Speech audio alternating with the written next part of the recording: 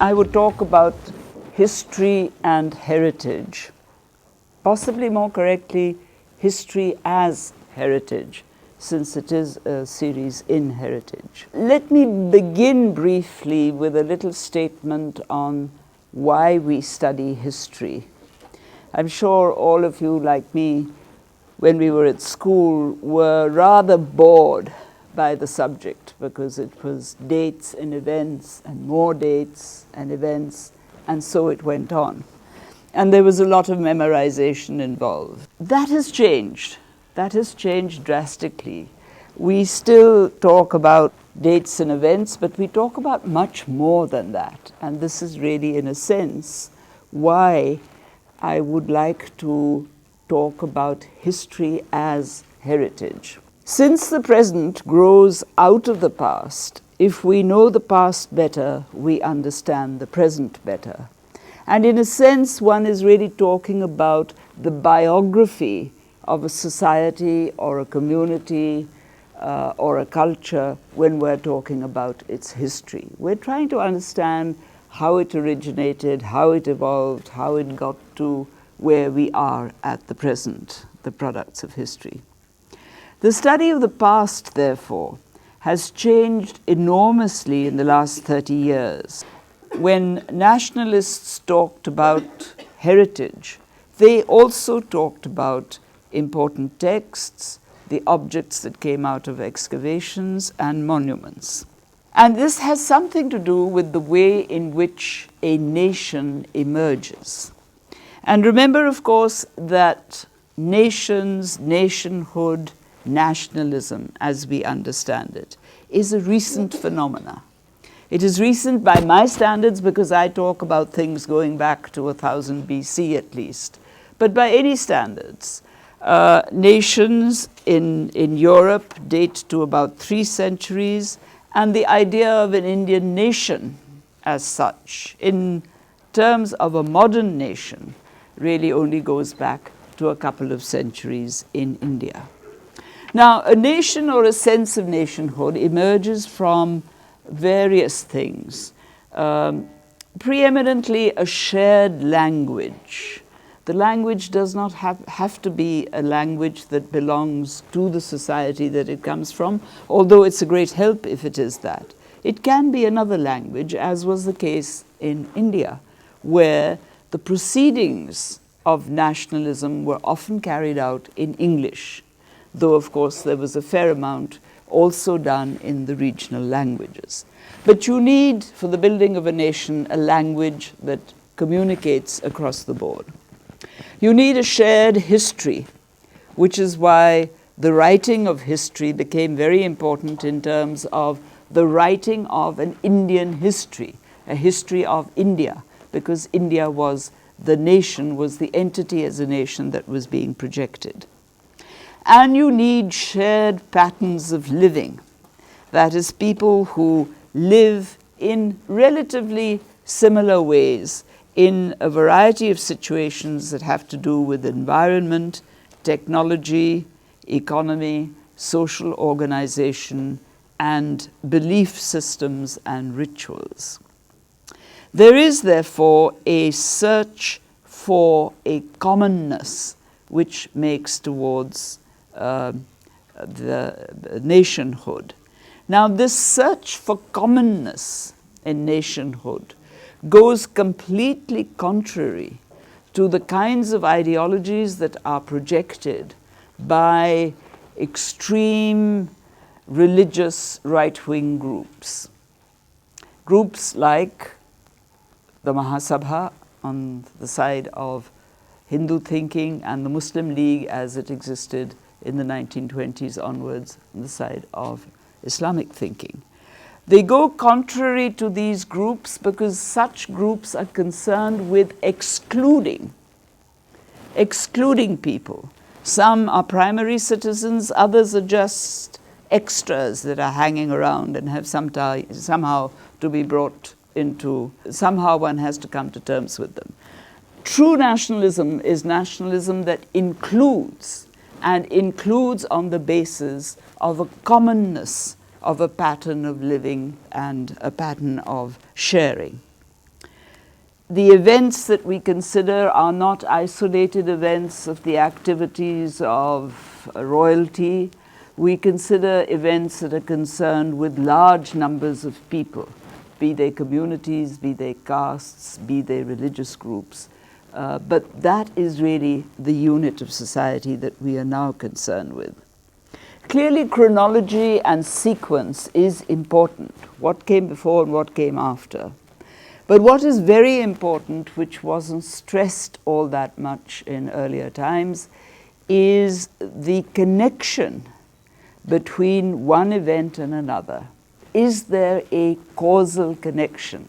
Is there a cause that leads to event B emerging out of event A? And this causal analysis is, in fact, extremely important and has to be very analytical. And this is really in a way in which history has changed. And the causal analysis is what allows us to explain what happened in the past. And so a major difference between historians writing today and writing earlier is that we no longer talk about the truth of what happened in the past, since we don't really know. The past is gone, it's disappeared, and it's left a few traces, but nothing very much. But we try and explain what we do know, what the events that we do know were recorded. We try and explain the past. So the emphasis is very much on understanding and explaining the past. And this is why, in a sense, the question of heritage becomes important to history. Explanations also change. They're not static. In the same way, historical information and knowledge is not static. It goes on changing. The explanations of those events also change. Sometimes it's the changes due to new information becoming available. For example, in my field of ancient Indian history, archaeology is absolutely crucial. The more archaeological excavations that are carried out, the more evidence that comes in, enables us to sometimes having to change our earlier explanations and provide new explanations. And the second aspect, of course, is new ways of analyzing the past. Here we take into consideration other disciplines, particularly anthropology, some amount of sociology, human geography, and environment, which has become very important, and try and explain what happened in the past in terms of these disciplines. Our attitudes to texts have also changed. I remember a time 50 years ago or more when I was a student, when you read a text and you simply said, it tells us this about the past, this bit of historical information, and then you list all the items of information that you get. What happens today is that when you pick up a text, you ask, what is the agenda of the author? What is he trying to say? Why was the text written? What is the function of the text? And who is the audience? Now, these are very crucial questions as far as textual analysis go. And these are the kinds of questions that we're asking, which really means, if I may say so in summary, that a critical inquiry has become a crucial factor in the writing and studying of history. Now, please keep this in mind when I'm talking about heritage, because it is crucially related to how we choose our heritage and what we regard as heritage. The literal meaning, of course, is that which we inherit. It applies as much to individuals as to societies. But the past is basically intangible. You can't touch the past. You can only touch the past through certain objects that may come up out of excavations, or objects that you see like monuments around you which belong to the past. The connection between the tangibility of the past and this abstract attitude to the past can only come together, as I said, when there is an actual object. Whether it's a monument that you touch or whether it is a piece of pottery that you touch in an excavation, then there is a coming together. The past, therefore, in terms of heritage is partly the data that you get, the objects that you get, and partly your interpretation of those objects. So the two things go hand in hand. And because our understanding of the past changes with new knowledge and new ways of analysis, we have to remember that heritage also is liable to change.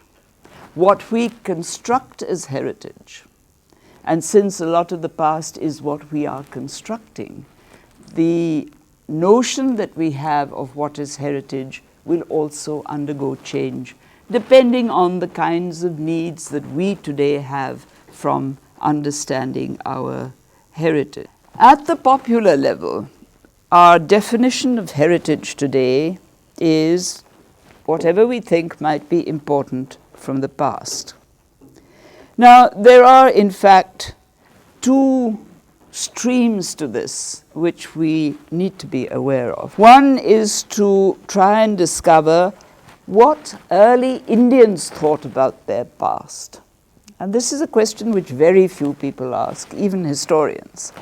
And I just happen to be obsessed with it at the moment because I'm trying to write something on the early Indian idea of how they perceived the past and how they wrote their histories. Now, I think this is a very important question. We very seldom, even as historians, put ourselves in the shoes of someone that belonged to maybe the Mauryan period or the Kushan period, and then looked at an object. And how did that person treat that object? The definitions given by in the modern period come largely from colonial understandings about how to interpret the Indian past. What happened with colonial scholarship writing on the pre-colonial past? First of all, they looked at texts, and they tended to look much more closely at Brahmanical texts because they were told that these were the texts of the elite group in society, of the orthodox groups in society, and were the texts that were most revered by every Indian. So they studied the Purans, they studied the Dharmashastras, and to some extent tried to correlate their study of the Vedic text. After the texts, there was some interest in the artifacts, the objects that come out of excavations. So there was a fair amount of interest in excavation and reconstructing sites that had got badly declined as a result of lack of maintenance in the past. And then came historical monuments. And these monuments were cleaned, looked at, labeled, and so on. So you had these three aspects of what would today be called heritage: the texts, the artifacts from excavations, and the monuments. And of course, then colonial scholarship interpreted all these objects and ideas into a system that they called the history of India. And this history ranged, of course, from the early attempts of people like Mill, James Mill, who put together a book called The History of British India in the early 19th century. And a century later, there was a very famous book by Vincent Smith on the history of India, which was a kind of updating of the information over the centuries. This means, of course, that when one talks about history as heritage, a national heritage is not handed down like a package from one generation to another. It is not something that is constructed once and for all and then is not changed but just handed on as heritage. Because every generation redefines what it calls heritage. And the redefinition is very much on the basis of what that generation needs. So the liability of heritage to be changing is something that we, both as citizens and as historians, have to be very careful about and to consider and understand and give thought to.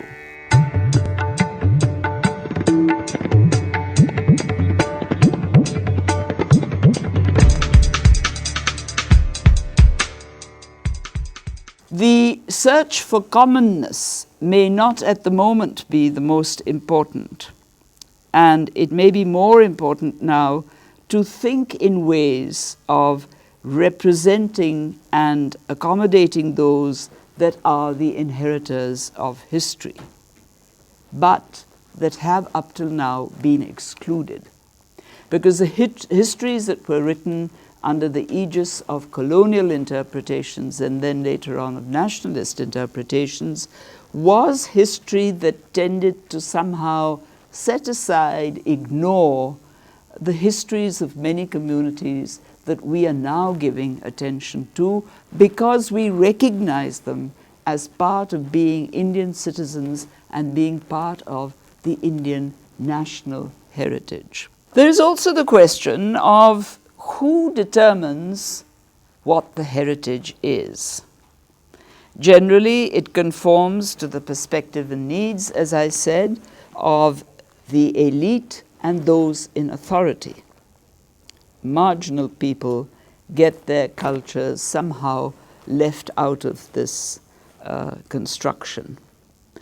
Let me give you an example of what I mean by this, that in the so-called medieval period, the period after the 12th century or even earlier, colonial scholarship talked about the huge divide between Hindus and Muslims. There were two separate nations, according to some of the early Orientalist scholars, an idea that was picked up then by extreme religious nationalism, both of the Hindu and the Islamic kind. There were two separate nations, and that history was concerned with their antagonisms towards each other and occasionally with their harmonies.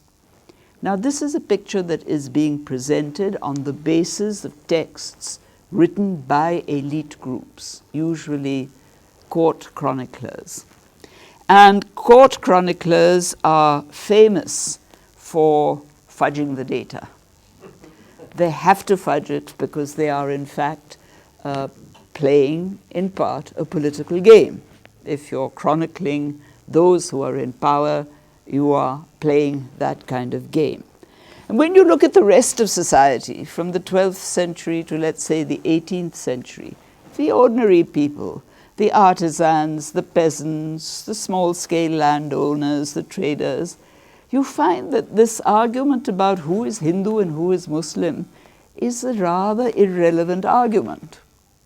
Because whatever information we have on these groups doesn't suggest that this was their major concern.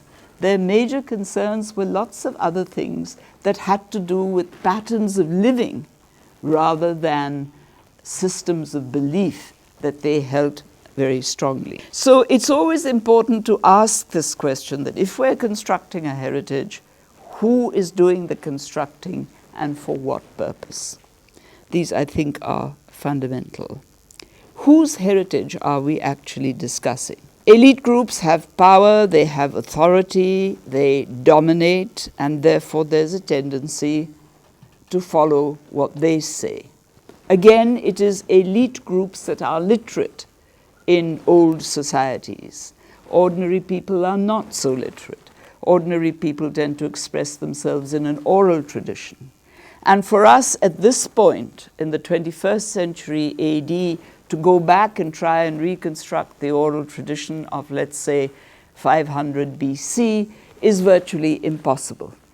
We get glimpses of it here and there, but it cannot be sustained as a regular body of information. So already your treatment of heritage as texts is circumscribed by the fact that these texts belong to particular segments of society. The same goes with monuments. Monuments are generally put up, monuments that survive are generally put up to commemorate people that have power and authority, whether they're mausoleums or whether they're mosques or whether they're temples or whether they're vihars. They are people well established in society. So once again, when we look at the heritage, when we look at something that we call heritage, we have to ask ourselves the question, who produced this for what purpose?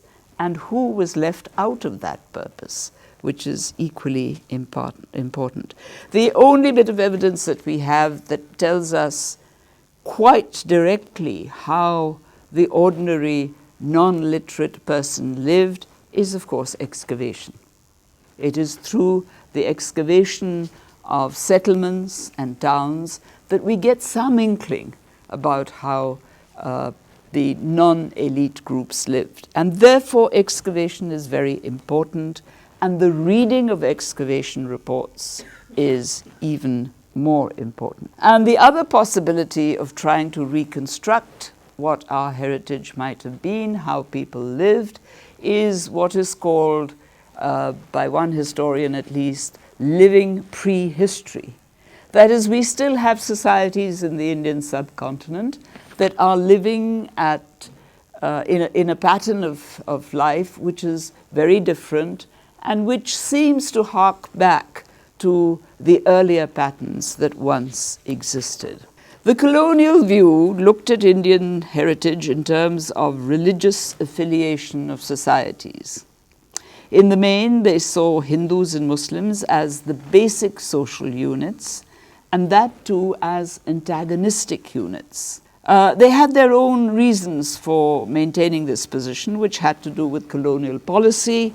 To put it crudely, it was the divide and rule policy. To put it less crudely, it was the belief that the coming of British power into India was to the benefit of the majority of their subjects who were Hindus, because the Muslims indulged in tyrannical rule.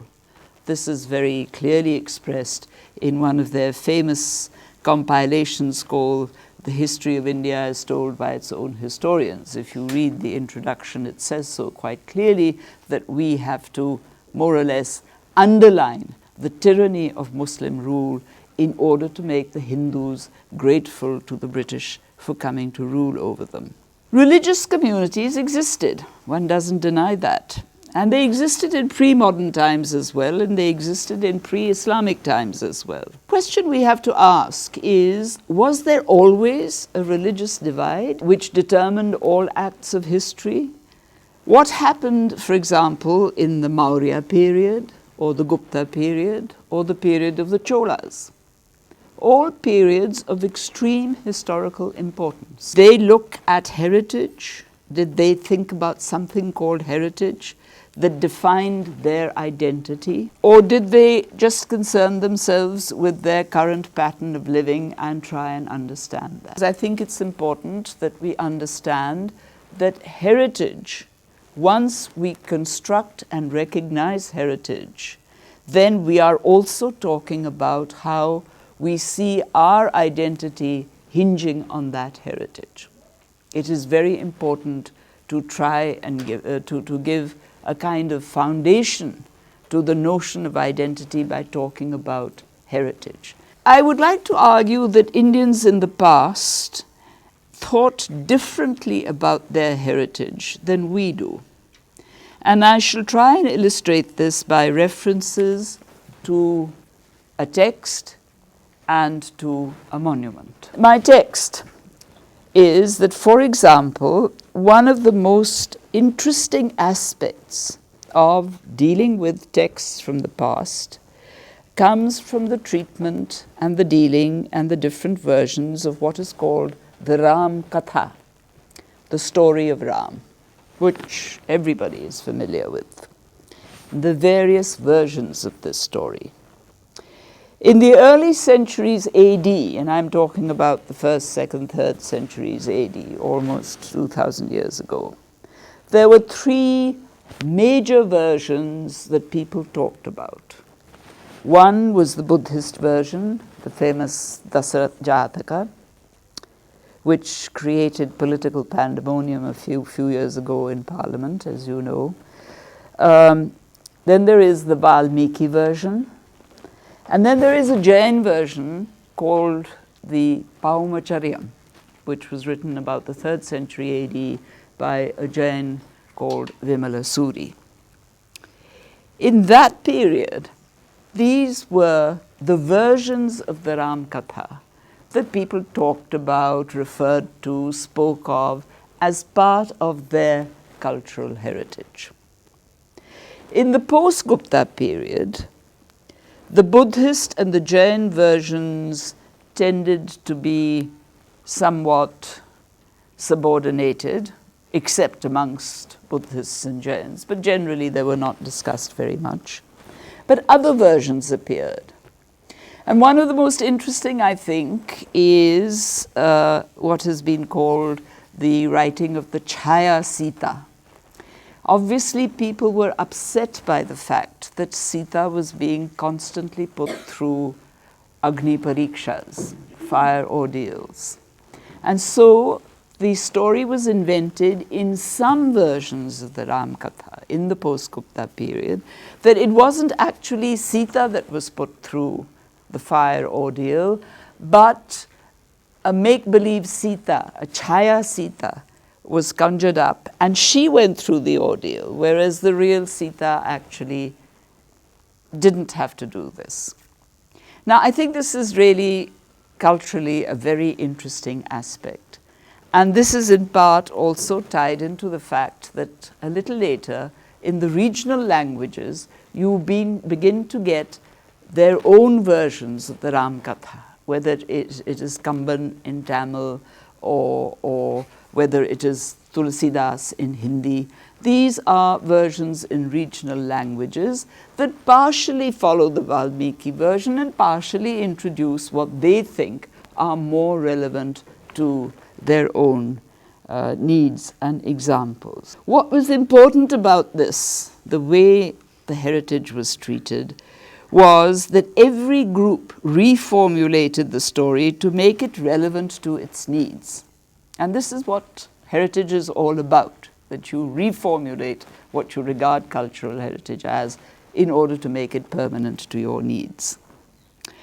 This added dimensions to the story and allowed people to treat it as part of their heritage. It was not an alien story. It was a story that was part of their being.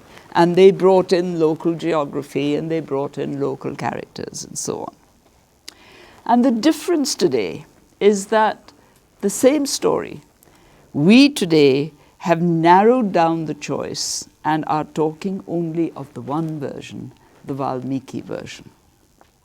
We try and obscure the existence of the others, which in fact denies the richness of the culture that is associated with the story of Ram. The variations in the story tell us so much about how such narratives were received and what they meant to the cultural identity of various people.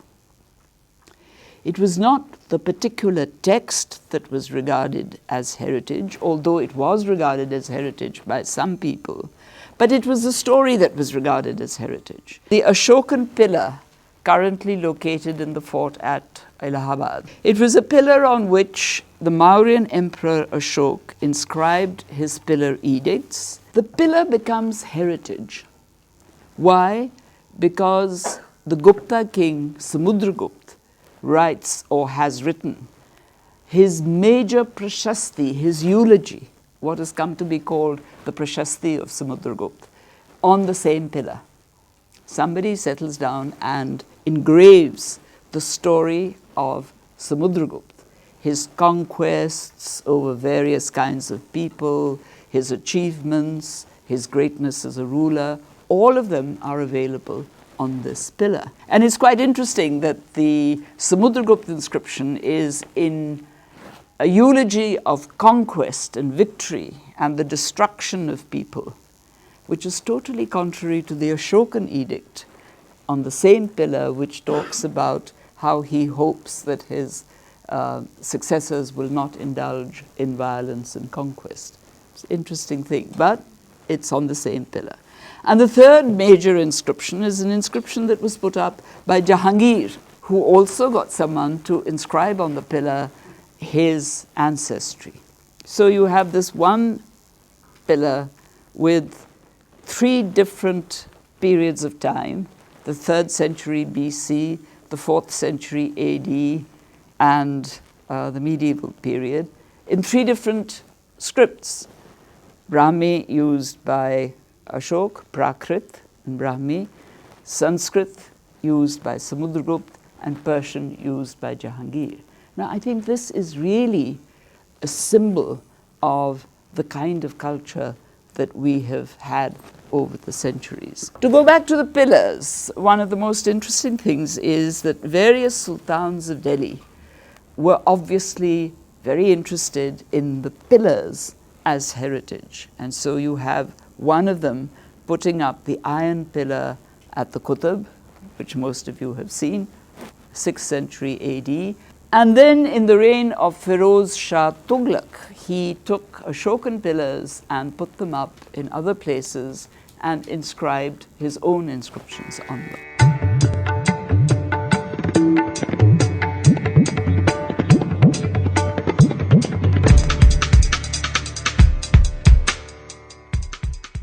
Heritage does not consist only of texts and monuments. It also lies in the kinds of societies that we have supported in the past. The Indian past has consisted of a range of societies whose activities were consistent with their environment. And they contributed to our culture in a variety of ways. And these are very often the groups that have been marginalized in the colonial and, to some extent, the nationalist concepts of culture, and whom we have to bring back into the structure and construction of our heritage. I'm talking here, for example, of hunter-gatherers who lived in the forest, but their contribution was rock art, and that art survives to this day. Those of you that have been to this site called Bhimbedka will realize what a fantastic contribution that was. And it's all over the country. It's all over Madhya Pradesh. It's parts of Kerala, Tamil Nadu. Daily there are reports of people discovering caves, cave shelters with rock art. We have to understand, what was it? Why was this painted? Was it painted out of amusement and entertainment? Or was there an element of what people have called sympathetic magic? That if you paint a scene of a hunt in which the hunter is successful, and then the next day you go out and hunt, you evoke that scene, and it becomes, as it were, an inspiration to you to hunt and to reenact that scene. There are pastoralists that still exist in many parts of the country who do a circuit with their animals. And the major cultural heritage of pastoral groups is very often the epics that they compose. This is part of the oral tradition, but is now beginning to be recorded by some people, is now beginning to be written down, but it is a very important cultural heritage. And then you come to the ones that are really much more familiar, the peasant groups, the cultivators, craftsmen, artisans who produce goods for exchange, and merchants who traded in these goods. Now, what I'm trying to suggest is that maybe we need to expand our idea of what is our cultural heritage and bring in a lot of these activities that we have tended to overlook in the past. There is a certain significance also of correlating societies to their environment. Now, we are all becoming very conscious of environment, but the point is that the environment has existed and it has played a dual role. In some cases, it's been destructive. The desiccation of the Northwest, for example, resulted in the decline of Harappan cities. That was a negative role, as it were, because people were unable to do anything about the environment. Today, we seem to be doing the same things. We are building structures that may cause immense harm. But on the other hand, we have to realize that in the past, societies lived in accordance with their environment, and we have to therefore study environment as part of the heritage. Hunter-gatherers and early societies also gave us the elements of an institution that has been with us for centuries. Hunter societies were divided into clans, and there are three characteristics of clans which are very important. The identity is through the clan. Kinship relations govern how the clan performs, and marriage was very carefully controlled through endogamy and exogamy. Which are the groups that I can marry into? Which are the groups that I have to exclude in marriage? And I'm making this point because, in fact, this becomes then the central point of what emerges as caste society. People begin to identify themselves by caste when clan changes to caste, as it did over a period of centuries. Kinship governs up to a point, but very often is dropped in favor of impersonal relationships with other people. But marriage remains the same. Endogamy and exogamy is crucial to marriage arrangements. So that in a sense, the clan societies that we have regarded as primitive, which is what the colonial scholars called them, are really very much a part of our own society today. And we have to take this on board and realize, what do we do with this construction? And caste obviously has to be eliminated. We are not just talking about groups that are carrying their caste with them. We're also talking about other groups that had formations that were parallel to or very similar to castes. Groups related to their particular environments, and this has also to be considered, are still very important. These kinds of societies lasted till about the 5th century AD, a mixture of clan groups and caste groups forming kingdoms. After this period, kingdoms become the norm, and then you begin to get many of the kinds of cultural forms that we regard as heritage. Where colonial scholarship was concerned, it reordered Indian society according to religious affiliations. That was the most important item that was picked up.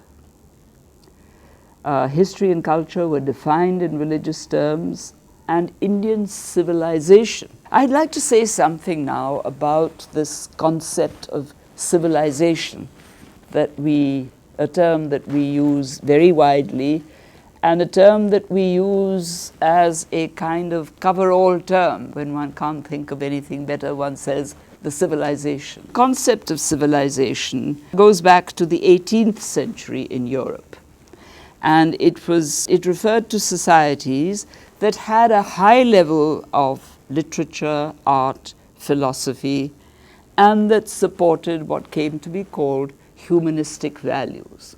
In the 19th century, colonial thinking changed the concept of civilization, and it divided up the world into so many civilizations, as they called them, and said that these were the areas that had what they called high cultures.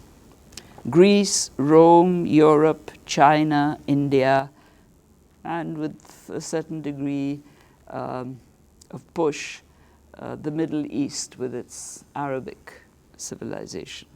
The rest of the world outside of these civilizations were described as primitive and therefore, in effect, dismissed. Each civilization in colonial scholarship was characterized by a single language and a single religion. Indian civilization, therefore, was Hindu, and the language was Sanskrit.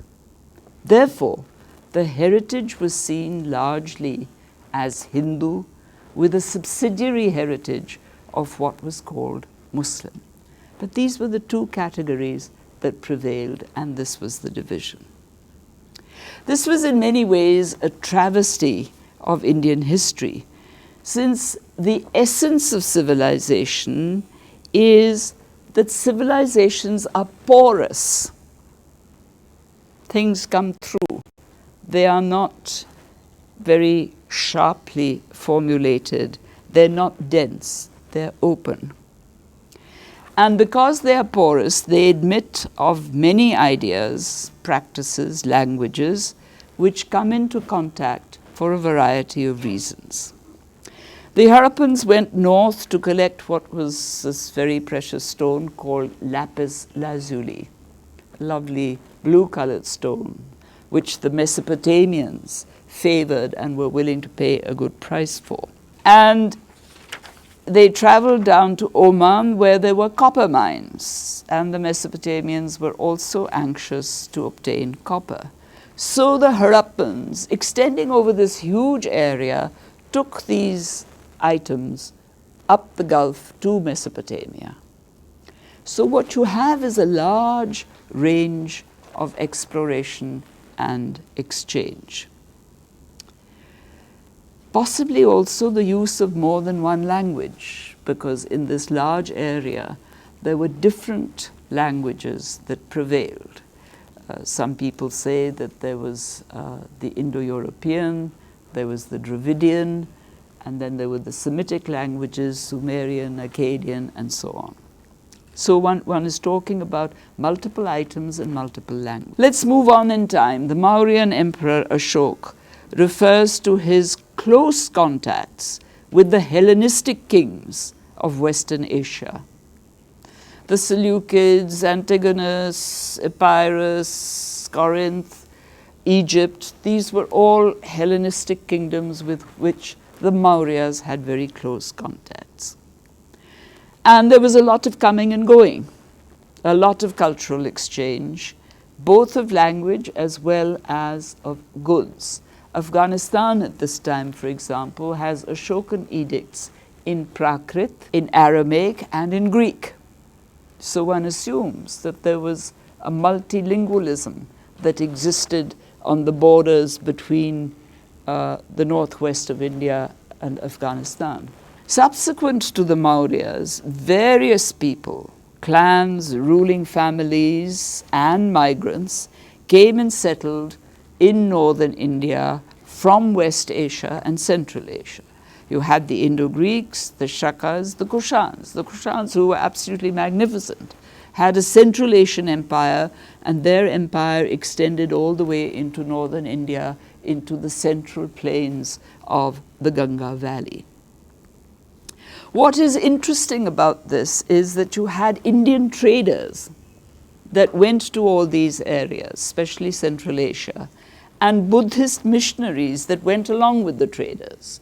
So you find Prakrit inscriptions all over Central Asia. There was an exchange of trade.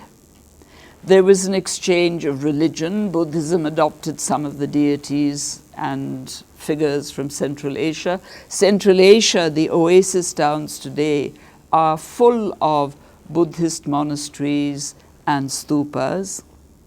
And so there was what we call the coming and going of history. So the civilization of northern India is integrated with civilizations beyond in West Asia and particularly Central Asia. Styles of sculpture and paintings can be seen in both areas. At the same time, in the early centuries, in the turn of the Christian era, in the early centuries AD, maritime connections begin and become very important. These were trade between the west coast of India and the eastern Mediterranean, partly up the Gulf, but more so up the Red Sea. And it was this maritime trade that later on took Indian traders across the Indian Ocean to Southeast Asia. But the maritime trade with the eastern Mediterranean is very important, because Roman gold and silver coins have been found by the horde in the peninsula, and with obviously good wine from the Mediterraneans, which the Indians liked, because the big amphoras in which they brought the wine the name of the manufacturer was written in Greek in the base. And in many excavations in South Asia, these amphora bases have been found with the Greek names. In the same way as many excavations in the Red Sea have produced sherds of pottery with names in Tamil and in Brahmi, Prakrit names and Tamil names. So there is a great deal of coming and going does mean cultural exchange of various kind. There is the famous Buddhist stupa of Borobudur, absolutely magnificent and huge, but quite unlike stupas in India. One recognizes it as a Buddhist stupa, and one can relate to it with some knowledge of Buddhism. So once again, like the different versions of the Ramayana, you have different versions of monuments which turn up in different parts of the world. And here again, there is a whole range of contact between the Indian subcontinent and mainland Southeast Asia and the islands of Southeast Asia. A contact that is so lucrative that the Cholas actually protect the traders that go to South China with naval ships. There is a tremendous amount of naval activity. And in Indonesia, again, when you witness the wayang or you witness presentations of what they call the Ramayana, you recognize the Ram Katha. But at the same time, one sees that they have done other things with it, which is more pertinent to their culture.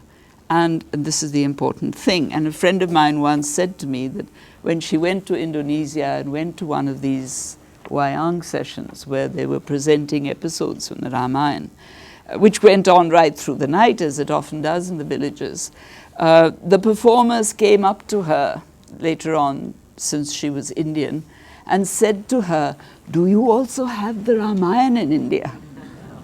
Which is really, I think, in many ways, it illustrates what I'm trying to say, that it is a universal story. And it's not just this story, but many others. That what we really have to look at these stories is what people make of them and do to them, and not just go on insisting that there is just one story. These are all processes of the enrichment of cultures. There is a permeation in civilizations. Things do come from outside, things do go outside. It is therefore extremely hard to talk about a civilization that is unique unto itself, a civilization that is self-sufficient. Such a thing doesn't exist. The city of Baghdad, for example, which was the crux of many of the Islamic states in Western Asia, has Indian scholars. So presumably there was some bilingualism in Arabic and Sanskrit. And the Indian scholars are there because there's a great deal of work that is being done, particularly in mathematics, astronomy, and medicine. These are the three areas which are extremely important. And it is from here that the scientific knowledge of these areas and others becomes an amalgam that draws from Greek, Sanskrit, Chinese, and Arabic and travels to Europe. And it has been argued that if one looks at science particularly, the concept of civilization breaks down completely, because science is carried in a very obvious way across many cultures.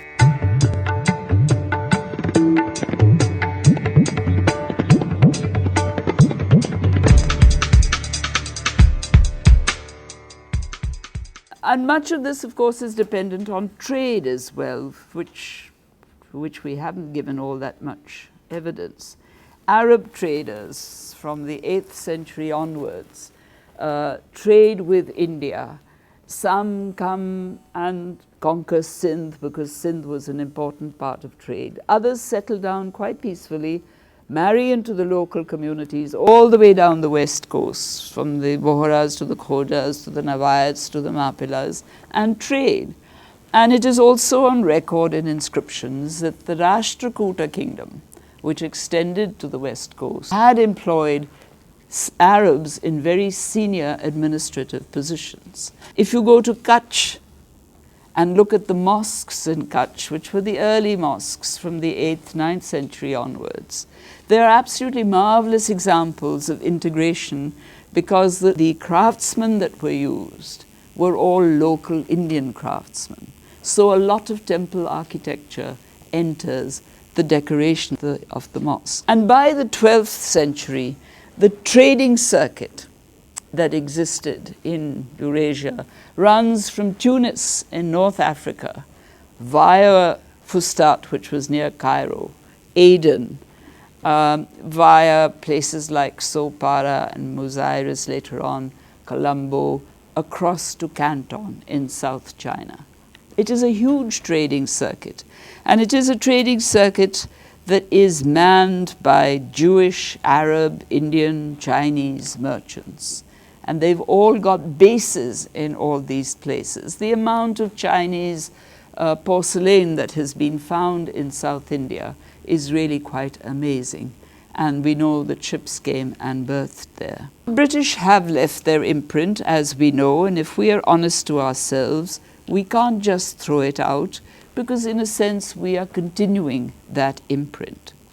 And the imprint is similar to the imprint that came earlier on, an imprint which we've tended not to give enough attention to, because we've always talked about invasions. What we need to do is to also consider that when the Turks came to India, where did they come from? What did they come for?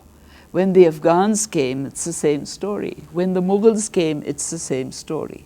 And when the British and the French and the Danes and the Dutch came, it's the same story.